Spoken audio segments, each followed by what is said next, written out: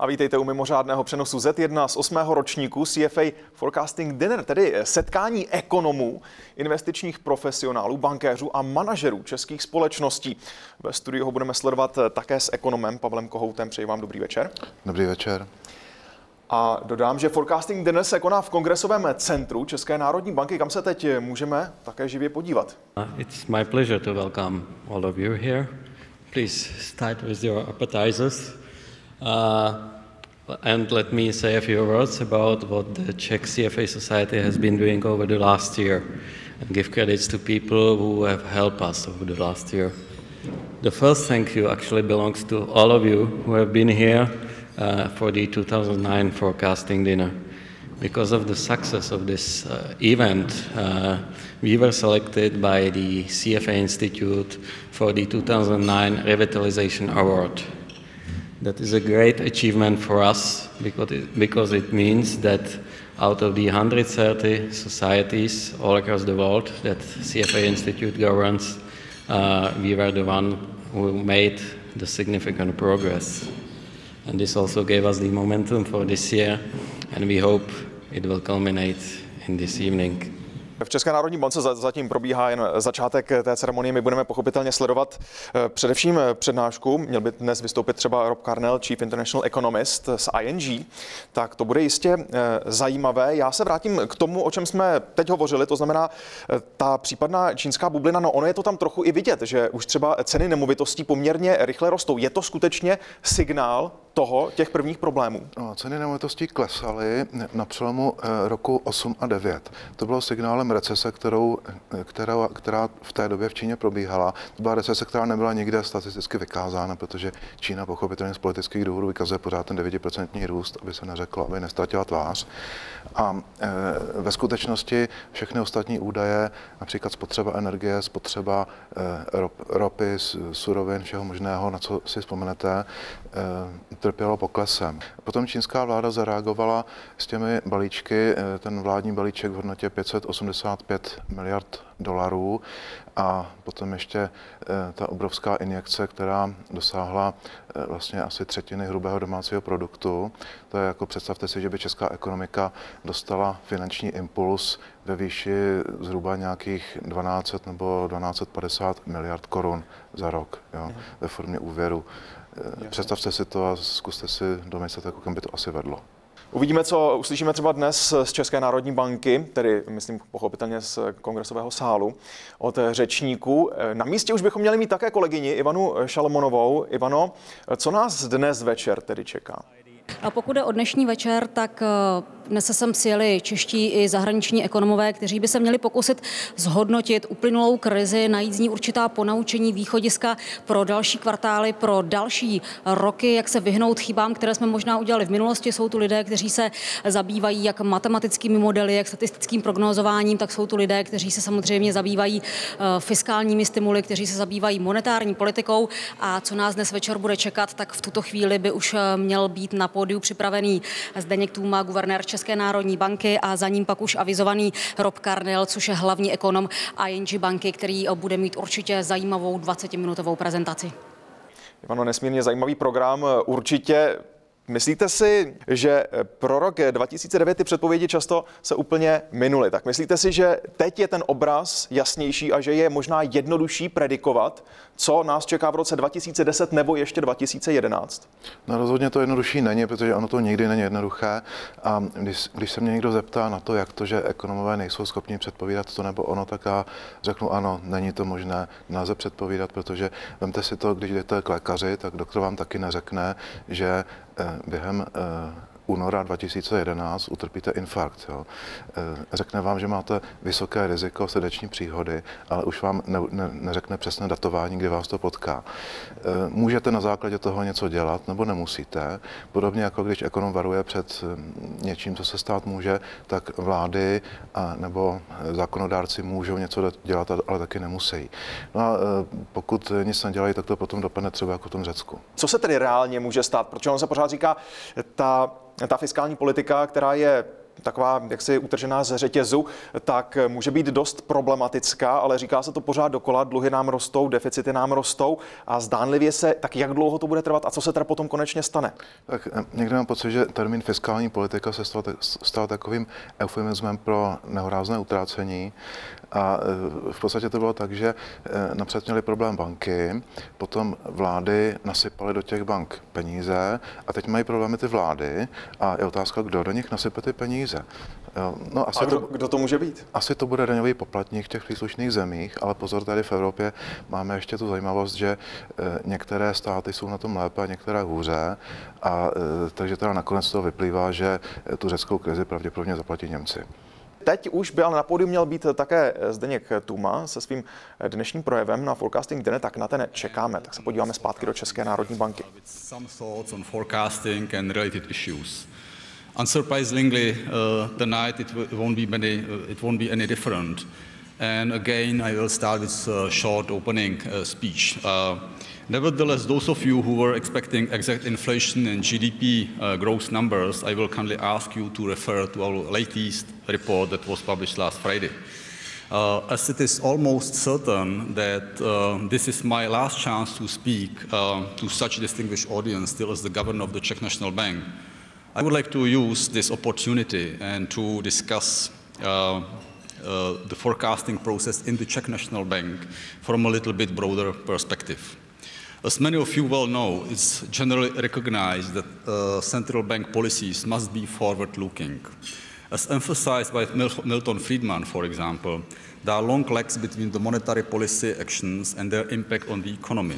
In this tradition, Alan Greenspan, for instance, when being the chairman of the US Federal Reserve System, pointed out, let me quote him, "Too often in the past, policymakers responded late to unfolding economic developments and found they were behind the curve. Those who wish for us to evade clearly visible signs of emerging inflation before acting are recommending we return to a failed regime of monetary policy that costs jobs and living standards.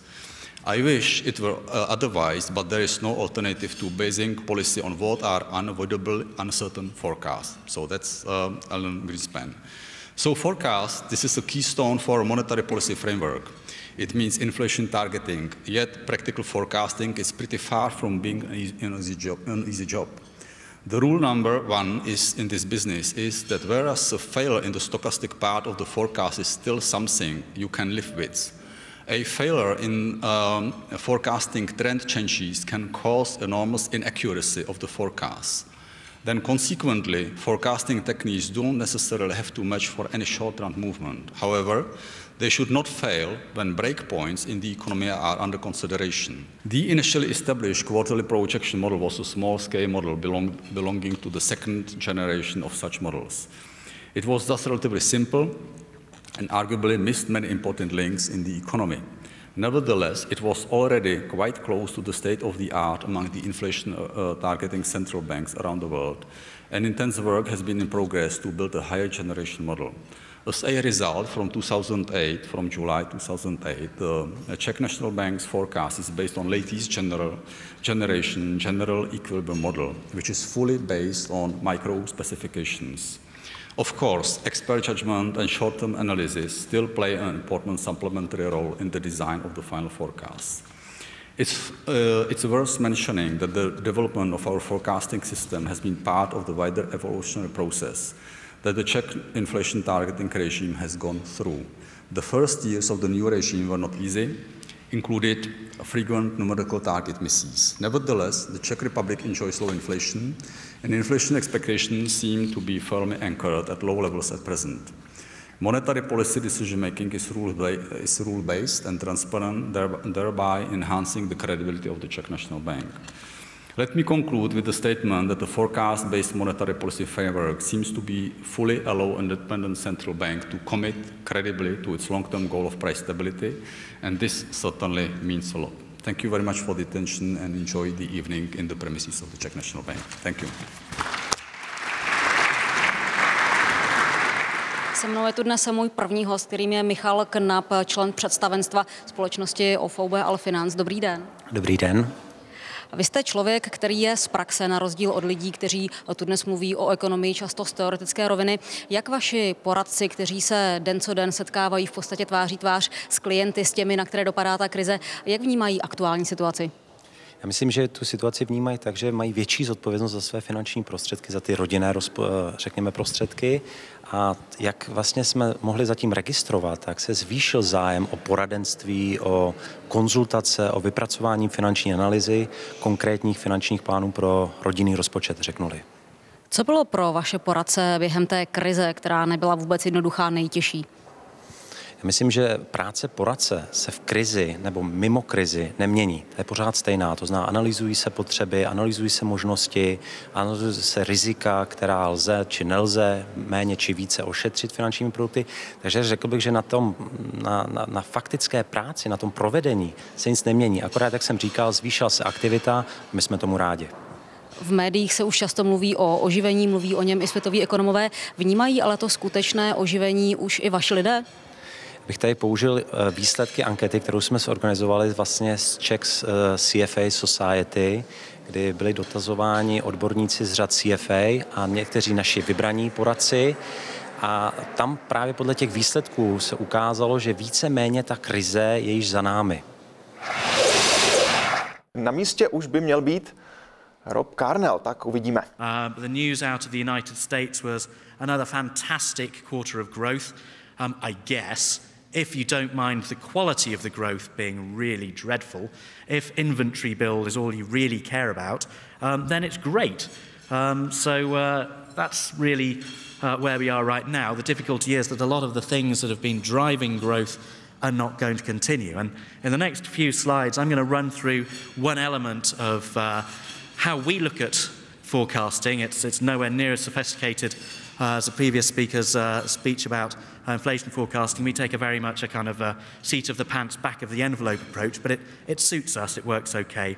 This is what the current consensus view is of the world as the GDP numbers have turned around from about the third quarter of 2009. Forecasts of world growth have been picking up. 3.9 is, I think, the current view that the IMF are putting out. I think last year we've got something like an estimated minus 0.8 for the world. We've got a consensus view, this is from Consensus Economics, for the US of something like 3.1. Our ING view is not massively different from that at the moment, but it's a view that we put out with a great deal of trepidation, because as I'll suggest in a second, we either feel it's going to be considerably better or considerably worse than that, but that the consensus view is probably one of those unattainable kind of medians which we're unlikely to get. View on the Eurozone, 1.1, again a consensus view, is slightly more upbeat on the Eurozone than consensus. The UK was slightly more downbeat. China was slightly more upbeat. We're a little bit all over the place. I have to say where we are, otherwise it's not fair. But that's roughly where the consensus and the view of the world is. Clearly we've moved on a long way from 2009. The worst is past, so let's be thankful for that. Now on this slide, I compare the US and the German situation, and actually it's far better in Germany. If you look at the United States, for every man, woman, and not actually child, but this is people of working age, there is something like $150,000 of debt, household debt and government debt. And I include government debt here together with the household sector because ultimately government debt becomes household sector debt because you've got to pay it off through increased taxes or through lower receipts in terms of transfers from the government. So it's kind of your debt, just not yet. So there's a lot of debt out there. It'll have to be paid off. Relative to average salaries, they're about $60,000 in the United States. I'm comparing stocks with flows. I know that. There is no kind of magic here. I just want to make the point that relative to what people earn, it's a lot of money, and it would be very sensible for people to think that over the next coming few years, savings rates are going to have to rise. We agree they probably will. We're just not sure about this year. Well, anyway, here we get to the final calculation. I don't want to bore you with this. If you can look at the bottom bit where we end up with, we got to around 2. Then in terms of whether the savings rate means we're going to be saving more because we're getting more anxious about where the economy is going, or we're going to be saving less because we're in recovery, because house prices are going up, because mortgage applications are beginning to rise. Then we save less, and then all of a sudden the consumption figure is going up. So we're at 1 or 3. Tak poslouchali jsme Roba Carnella, Chief International Economist ING, nebo hlavní mezinárodní ekonom, když to přeložím. A ve studiu tedy stále Pavel Kohout. Slyšeli jsme tedy docela zajímavé myšlenky, zejména o spotřebě, nebo tak, jak se na to dívá tím zjednodušeným modelem spotřeby a těch jednotlivých faktorů, to znamená třeba mezd a dalších důležitých veličin, které do toho vstupují, a slyšeli jsme také o té dluhové zátěži. Tam chvilku byl vidět i docela pěkný graf právě toho vývoje dluhu ve Spojených státech, kdy v 80. letech ten dluh domácností dokonce byl menší než průměrná roční mzda, ten vládní dluh potom o něco větší, zatímco když se podíváme na čísla z dneška, tak pak už je ten dluh domácností skoro dvakrát vyšší než ta roční mzda a vládní dluh trojnásobný, myšleno tedy na osobu, pochopitelně srovnám na osobu a roční mzdu. Ten vládní dluh dokonce trojnásobný, 50 000 příjem, 240 000 $ amerických dluhu na každého Američana, jestli jsem to správně zachytil z té statistiky, tak kam to až povede? No tak pochopitelně existují v zásadě tak 3 možnosti, jak zaplatit dluh. Jednak zvýšit daně, což je samozřejmě dneska obtížné, protože ve většině vyspělých států jsou daně tak vysoké, že už skoro není kam zvyšovat. Potom šetřit, to zase politicky obtížné, protože jsou mocné vrstvy voličů, které si šetření nepřejí. No a potom další varianta je rozpustit ten dluh inflací. Určitě, my se k tomu ještě dostaneme, protože teď je jedním z hostů také dnešní večeře ředitel Institutu ekonomických studií Fakulty sociálních věd Univerzity Karlovy Michal Mejstřík a také pochopitelně ekonom. Tak Ivano. Dobrý den. Mým hostem je skutečně Michal Mejstřík, ředitel Institutu ekonomických studií Fakulty sociálních věd Univerzity Karlovy. Dobrý večer. Dobrý večer.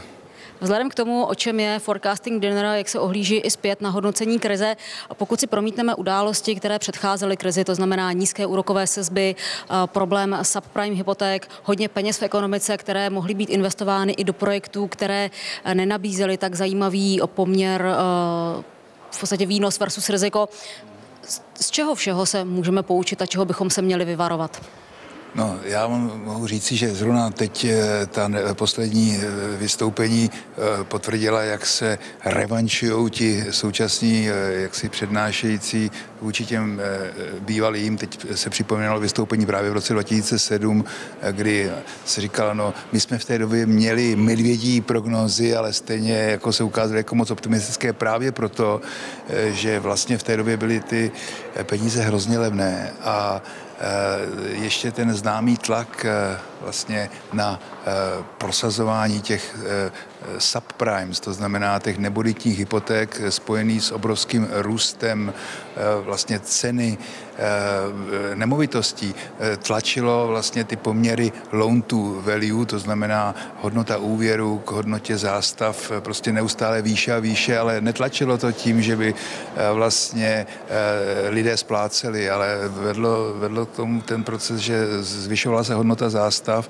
a to se ukázalo jako smrtelné, protože vlastně ta bublina na nemovitostním trhu prostě vyhnala vlastně za sebou táhla právě rostoucí úvěry, nemovitosti a to skutečně byl jeden z negativních procesů a já si to moc dobře pamatuju, protože v té době jsem oponoval některým Američanům, dokonce z jejich Fedu, tu situaci a připomínal jsem si vlastně situaci u nás v roce 1999, kdy jsme se s úplně stejnými procesy potkali v našich bankách. Tehdy vlastně ty ceny nemovitostí netlačili tolik ani investoři, ale vlastně většinou ti, kteří někdy i trošku falšovali posudky, navyšovali posudky a tím se snažili vytlačit cenu vlastně těch úvěrů, které by dostali od bank výše. Všichni dobře víme, jak to skončilo.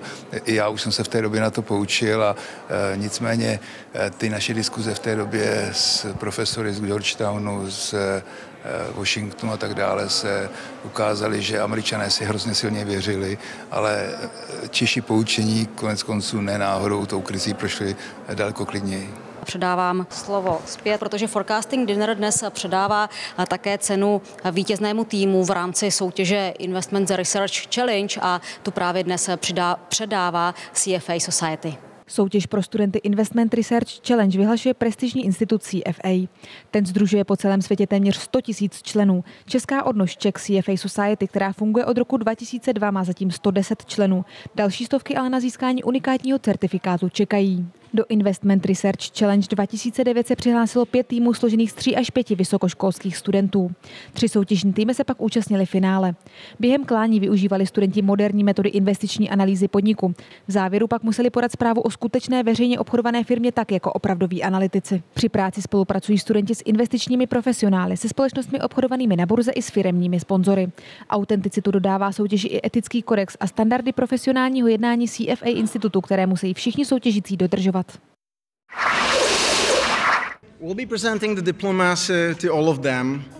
So starting with Martin Beneš. Congratulations. Thank you very much.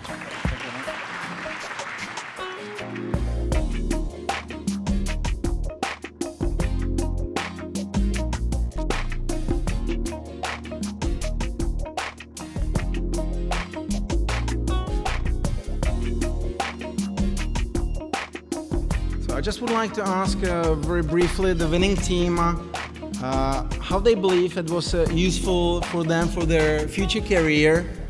Good evening, ladies and gentlemen. So I will cover the question for the team. Yes, I think that this competition was definitely a great asset for us. At first, we really appreciate the real-world dimension of the competition, and appreciate that we could cooperate with professionals and get very valuable feedback from them. And last but not least, also the prestige of CFA is something what we really evaluate high. One thing I would like to share with you is what we want to do next.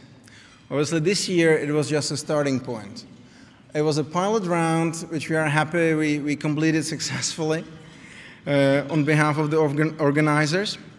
And for the next year, we want to escalate it to an even higher level. This year it was on 1 university. Next year we would like to run it on 3 to 4 universities, which will qualify us for the European and then for the global round of the Investment Research Challenge. So the winners of this challenge will be able to proceed to the European and global rounds.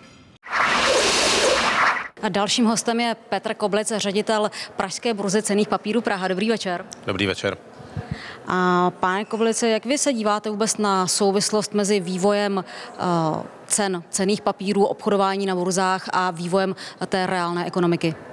Já si myslím, že ten vývoj je velmi svázán, je velice blízký.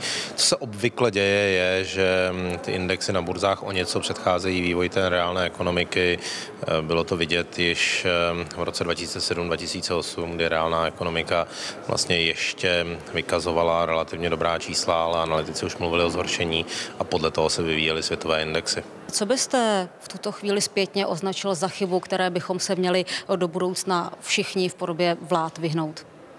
Já si myslím, že došlo možná k přílišné sekuritizaci určitých instrumentů ve Spojených státech. Došlo k zabalení velkého množství různého rizika, to znamená nějakých drobných hypoték do velikých statistických souborů, které možná sice 20-30 let vykazovaly velice dobrou výkonnost, to znamená, že v rámci nějakého statistického souboru třeba defaultovalo nebo nesplatilo své závazky pouze 1 až 2% těch úvěrovaných, ale pak v krizi se ten objem zvýší a rázem se z toho stává problematické aktivum.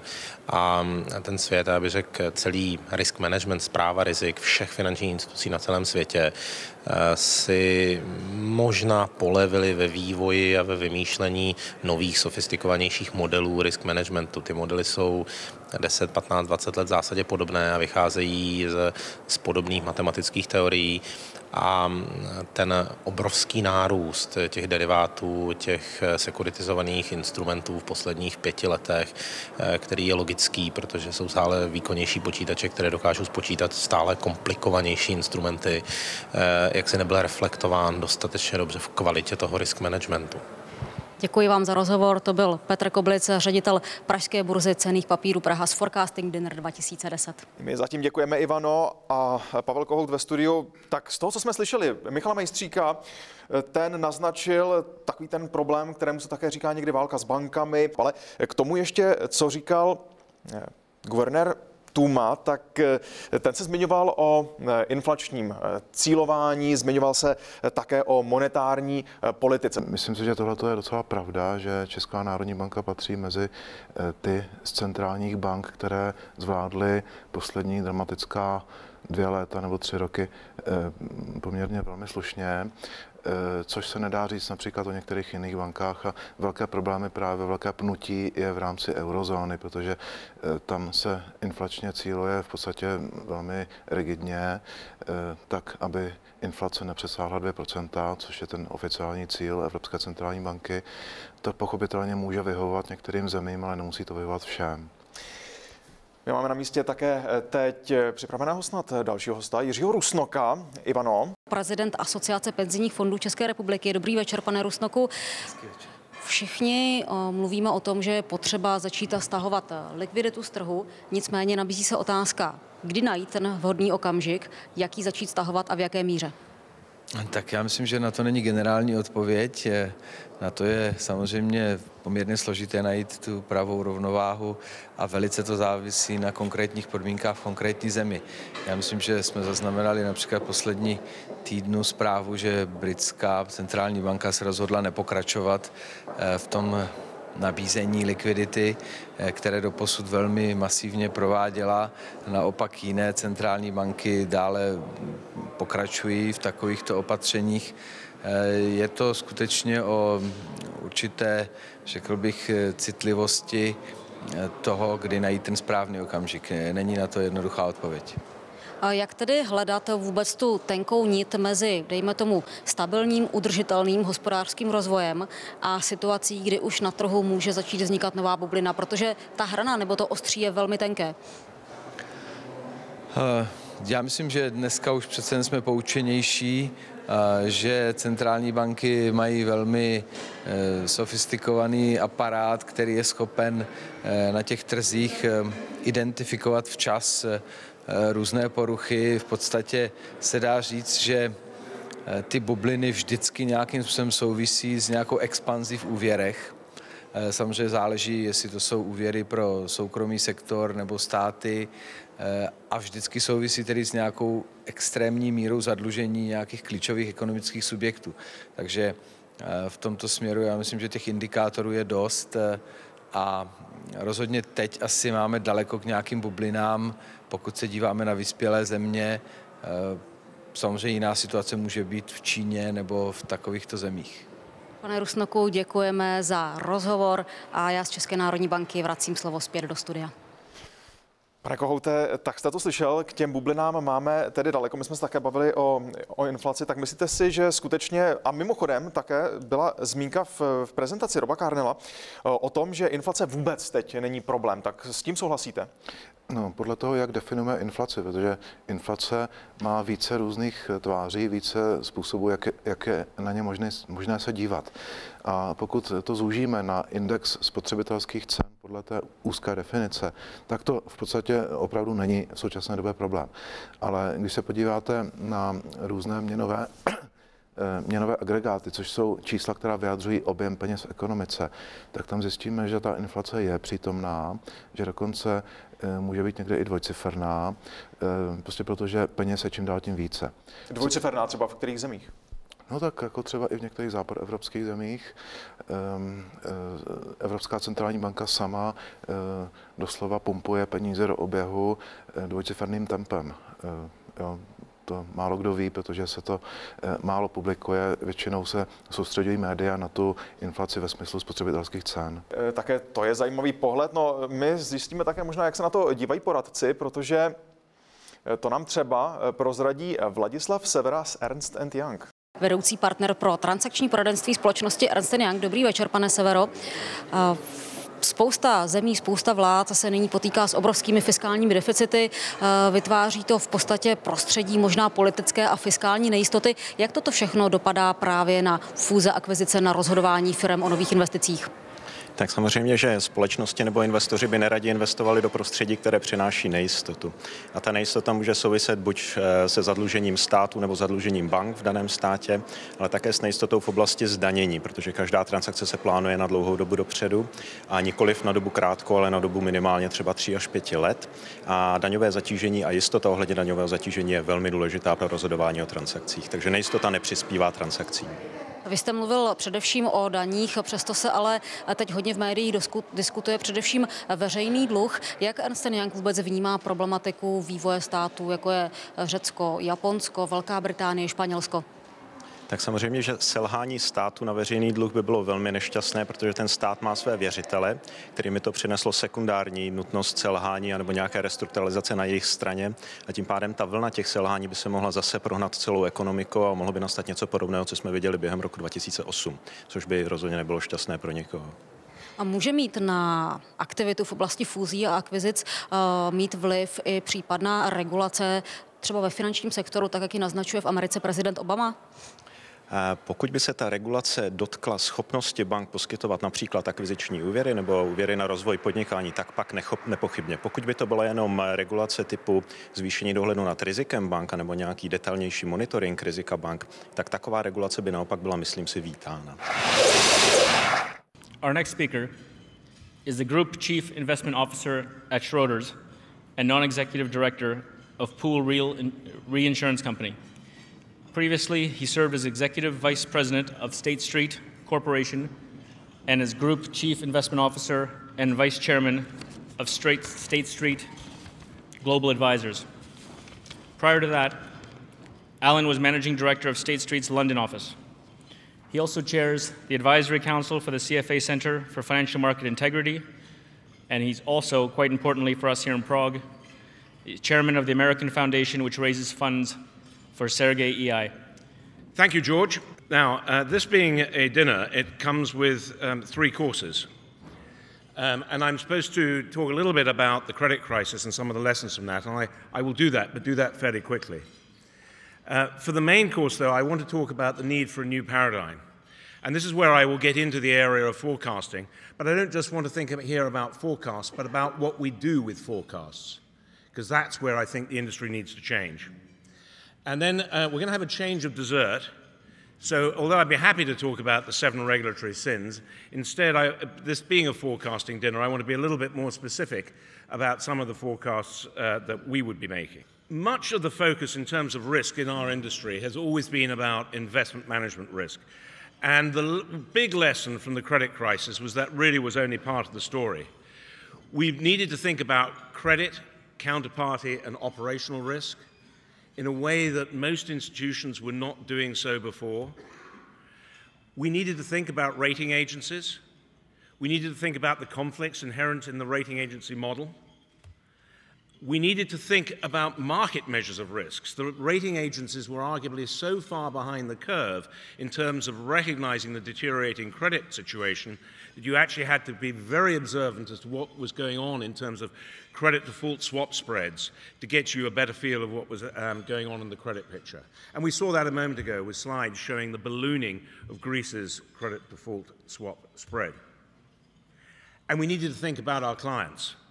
We needed to think about our clients because clients, when they had signed up to the mandates that they had done, had not themselves focused on credit, counterparty, or operational risks. And certainly for us as an institution, we felt a need to go back to those clients and to make sure that they fully understand the mandates that they had given us in terms of the risks that they were facing up to. There was another problem that surfaced in the credit crisis. When we mark prices to market in the valuations of collective investment vehicles, there is a presumption that should you wish to turn up in the market, you can trade in ordinary market size somewhere close to that price. And yet the reality was that during the middle of this credit crisis, in certain areas of the fixed income markets, if you actually wanted to trade in anything like ordinary market size, the price could move 10% against you. And under those circumstances, it is extraordinarily difficult to know how, when managing a collective investment vehicle, how you can reconcile the competing interests of those who wish to redeem, those who wish to hold, and those who wish to buy. And this, I believe, is a very serious issue that the industry needs to take time to consider. And certainly the CFA organization has been spending a lot of time thinking about this, and I hope will go to regulators on a proactive basis to talk about some of the control mechanisms that we may need to bring into play to provide a fairer outcome to our end beneficiaries. But now let me move on to the main course, just as the main course is being cleared, and to talk about the need for a totally new paradigm in the way in which institutional pools of capital are managed.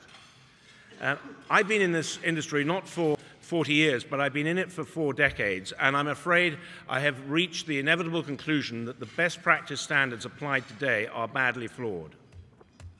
So what's the problem? Well, the problem is that for any long-term pool of capital, the real benchmark for a pool of capital is never a market index.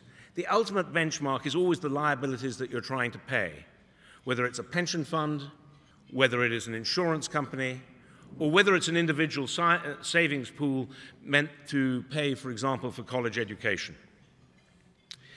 Now, the industry's emphasis has, for the last 40 years or so, has always been on beating, or if you're an index fund manager, matching market benchmarks.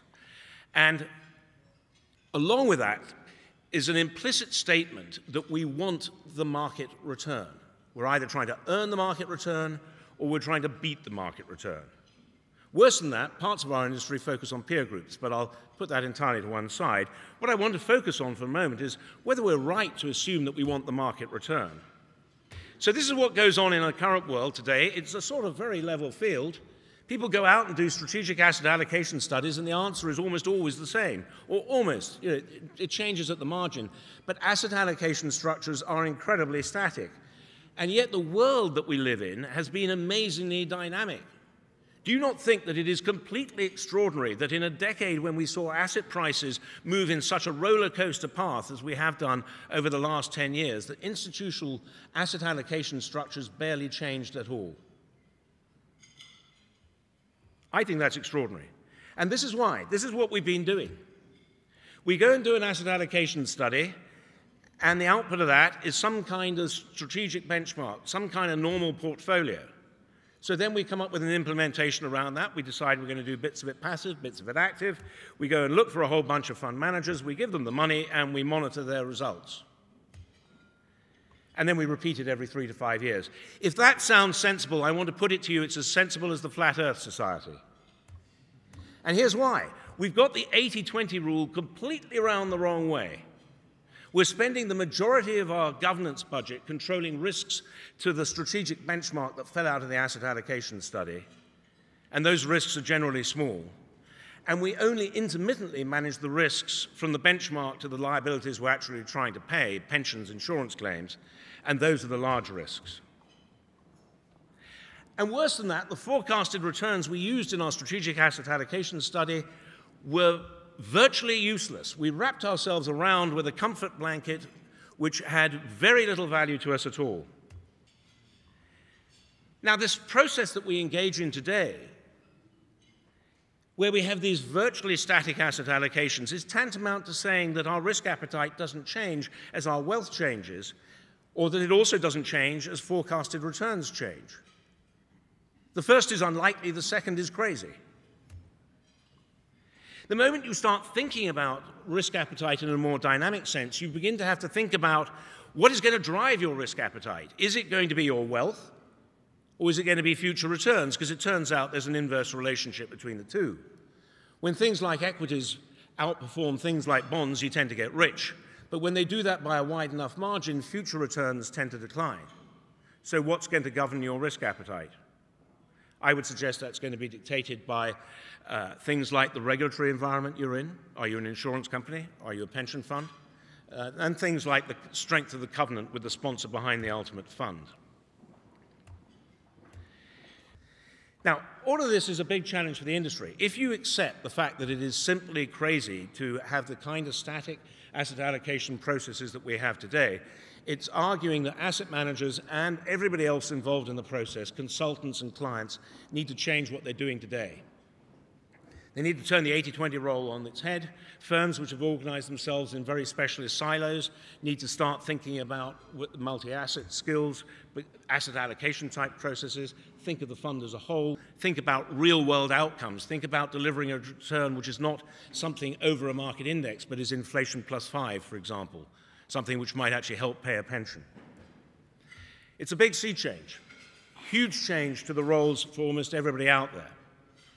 Now, in the interest of time, I'm now going to skip over the 7 regulatory sins, and instead I'm going to stick my head out a little bit more in terms of forecasting.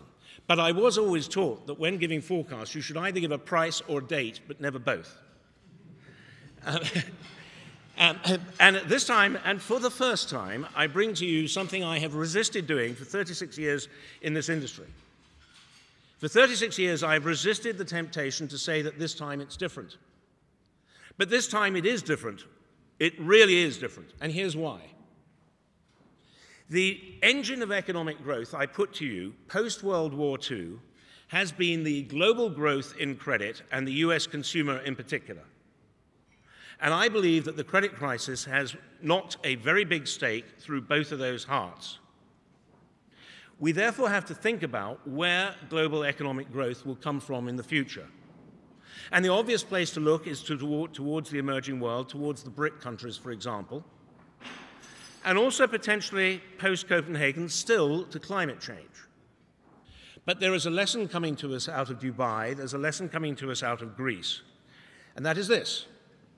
If the private sector has started a long-term process of deleveraging, which has barely got started, and if the last borrower has stepped up to the plate, the government, if we find that markets discipline governments and don't allow them to continue to borrow, to sustain the kinds of fiscal deficits we have today, even on a declining path over several years, then we are in a very, very ugly situation whatsoever. The economic recovery that we have today could abort very quickly indeed, and we could find ourselves facing another recession with no more ammunition in the policy locker. Interest rates are as low as they can be, and if governments are unable to borrow to spend, we have a true problem. Now, of course, there's a peculiarity, because Greece does not have sovereignty over the central bank, to say the least. And there is a real difference when you look at Greece and the UK. The fiscal deficit in the UK is actually a little bit bigger, probably, than the one in Greece. We start from a lower debt position, but we also still have sovereignty over our central bank. It may be independent, but we have sovereignty over it. And that means that ultimately it takes one act of Parliament to get control back again. And if markets don't let the government borrow, at least we can print it. Not great, but we could pay our teachers and our policemen and our nurses with depreciating pounds, an option which isn't necessarily open to Greece. I was last here in this building about 8 years or so ago at a debate being held here about whether the Czech Republic should move quickly into the euro or take a more measured pace. Ignore me, please, but my personal advice would be the structure is already showing signs of potentially terminal strain. You are well out of it today, and who knows, once you've converged on European wage levels and the euro is stabilized, time to take the decision then. I will leave it there in terms of forecasts. If we have time, George, for any questions, I'm happy to take them on this or any other topic other than football, about which I know nothing. Thank you.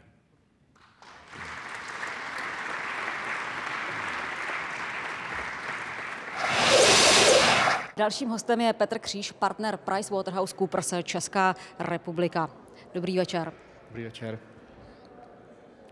Pane Kříž, vnímáte také určitou potřebu nového paradigmatu, co se týče obecného ekonomického dění nebo nějakého nového normálu, nastavení nových pravidel, podle kterých bychom se měli v rámci vývoje ekonomického dění řídit? Paradigma je možná příliš silné slovo, ale Z mého pohledu řada problémů, které jsme viděli v posledních 18 měsících až 2 letech, byla způsobena nastavením velice krátkodobých cílů, jak pro managementy, tak pro dozorčí rady, pro obchodní společnosti, pro podnikatele. Pokud by se nám podařilo tento systém přestavět a dosáhnout toho, že společnosti budou fungovat a budou nastaveny na dlouhodobější cíle, což možná je trošku vidět na úspěchu, který dneska má čínská ekonomika, bylo by to velice pozitivní. Zejména třeba se diskutuje o variantách akciových opcí pro managementy. Tady pokud by tento program byl správně nastaven, tak skutečně to je nástroj, který by umožnil ty dlouhodobější cíle vnutit tomu managementu obchodní společnosti. Když vy se ohlédnete zpět za tím, co předcházelo vzniku této krize, dokážete z toho něco označit za chybu, které bychom se měli určitě do budoucna vyhnout? Určitě se tady objevil názor, že jsme se posunuli tak daleko, že krize nás už nečekají a že nás čekají pouze sladká léta velkého růstu a to byla ta základní chyba. Pochopitelně konkrétně v těch finančních institucích si myslím, že úplně u zrodu toho problému stály buď to chyby v risk managementu, a nebo skutečnost, že vedení společností nenaslouchalo těm odborníkům na řízení rizik. Pochopitelně potom další úlohy vedou k tomu řetězci, jako jsou regulátoři, nastavení systému a podobně, ale ta primární chyba si myslím, že především byla v té oblasti odhadu situace, předpovídání vývoje a řízení rizik. Děkuji vám za rozhovor. A to byl z České národní banky Petr Kříž, partner PricewaterhouseCoopers pro Českou republiku. There's a form on your table. Please take your liberty to fill it out. For this year's forecasting dinner, we have the NYMEX, basically the oil price, which we have almost every year, the Czech-US interbank rate, the NASDAQ Composite Index, and the Warsaw Stock Exchange WIG 20 Index, which is the 20 leading companies listed in Warsaw. You see the closing prices as of a few days ago, and it's up to you to predict what you think it's going to be at the end of this year, meaning 31st of December. Good luck. I'll just proceed quickly to the results from last year's predictions. And the winner did actually amazingly well, only about 7% off the actual results for the 4 aspects. And I'm here to present that winner today. Let me introduce you to that winner right now. It is Mr. Petr Koblitz from the Prague Stock Exchange. You see it right in front of us. Careful with the dessert. Thank you for the prize, but yeah, well, I don't even know that I did so amazingly well. I had some quite a good opinions on it, but well, it was probably good luck. However, it's probably going to create me a problem because many people are actually asking me repeatedly, Peter, once you work on this exchange, you should know where the prices are going, you know, so tell us some insights. Like, how should I know? There are 10,000 people around the globe, you know, who are trading euro, dollar, or cable, or oil, and they don't know. They are well paid, you know. They are sitting there 24 hours a day, basically trying to outperform the market, and usually only 50% of them hits the profit. So how should I know really where it's going? I gladly leave the podium here, and thank you very much. Okay. Thank you. Thank you. I think we'll all sleep a little better tonight knowing what good hands the Prague Stock Exchange is in. Our final presenter tonight is Manager of Content for Europe and Middle East at Thomson Reuters. Please welcome Juan Ignacio Crespo. Good evening. I have to start contradicting Mr. Brown. I think this time is not different. We can debate at the end of my presentation. In a sense, too much money chasing too few assets. That's the motto of this crisis, as it was the motto of many crises in the past. in the far distant past. So the hypothesis is, of course, we are in a worldwide recession with two specific sectors in depression, finance in some countries, and construction, real estate. The overall growth will be slow ahead on average, but we can combine years of healthy growth with 2 or more recessions, and tempo will be determined by banks' capital needs and capacity willingness to lend. The main problem is that growth in the last 30 years has been fueled by a huge amount of debt. In 2008, US indebtedness was around 300% of GDP. In the 70s, it was 100% of GDP, 100%. Something quite curious in this crisis is that the foreign exchange markets have not had any protagonism. If you accept a small crisis with the Turkish lira, South African rand, or Iceland krona, previously to the Great Crisis. So we are in 2010. This year, the FMI will have to change the composition of the special drawing rights basket. Is it the moment for the yuan renminbi to be included in the basket? Will this happen if the Chinese authorities refuse to make the renminbi convertible? That's open to discussion. But suddenly, after preparing this presentation, something happened. New questions are on the table. Most of them are about euro viability. Is there what is happening now? Is it what is happening now a speculative attack against the euro? I think it is not. I think it is a speculative attack against some instruments denominated in euros, which are much easier to attack because they are limited to national markets. So what about interest rates and commodity prices? I think we still have the same problem, too much money chasing too few assets. The excess of accumulated savings in the world has difficult to yield a decent return. We will have, again, asset price inflation, more moderate than in the past, even if savings have been deteriorated by crisis. But once the economies are back on track, the same kind of difficulties will arise due to the lack of good investment opportunities. The next few years, I think short-term interest rates will stay very low, not as low as now, but in general low. We will have positively sloped yield curves until maybe 2012, and then a likely recession 2012, 2013. And what about commodities? If history is any guide, commodity prices will not likely surpass its highs of 2008 for years to come.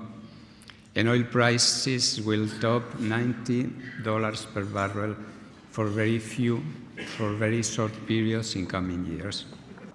So my forecast, and from 2017, 2018 on, what will promote growth? I think, first of all, the exhaustion of the old devils. Next to it, China's political transition overcome.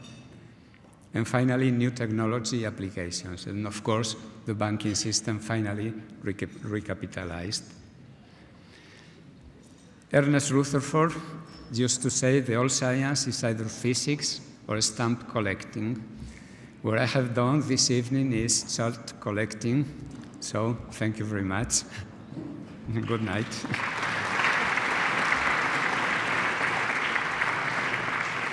I would like to thank all of our speakers tonight. It was a long evening, but I think it was rewarding for all of us.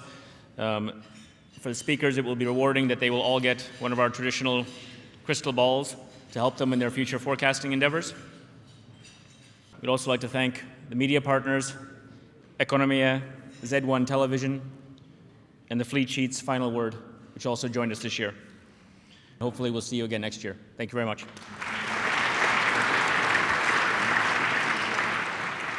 A my už máme jen pár vteřin, tak já se, pane Kohute, vás zeptám na otázku, kterou jsme měli v upoutávce. Jak daleko máme k situaci Řecka? Poměrně daleko, zatím naštěstí.